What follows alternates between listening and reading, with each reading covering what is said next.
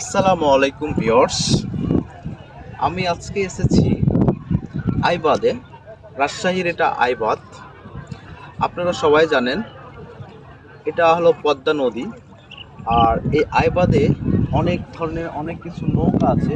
এই নৌকাগুলো যখন ঘাটের পাড়ে থাকে তখন অনেক সুন্দর এবং সুন্দর মুহূর্তময় মনে হয়, অনেক সুন্দর লাগে।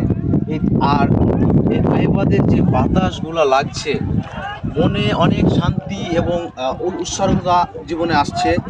মনে হচ্ছে পৃথিবীতে সুখ যদি হয় তাহলে এই আইবাদের মধ্যেই সুখটা আছে। আপনারা চাইলে এই আইবাদে রাজশাহী আসলে আপনারা এই আইবাদটাতেও মাঝে মাঝে ঘুরতে আসতে পারেন। তাহলে আপনাদের মনটা হবে অনেক সুন্দর ও মধুময়। আশা করছি অবশ্যই আমার কথাগুলো বুঝতে পেরেছেন। আর মানুষের মন যদি খারাপ থাকে, মানুষ যদি একটু ঘুরে, তাহলে তার মুডটা অবশ্যই ফ্রেশলি হয়।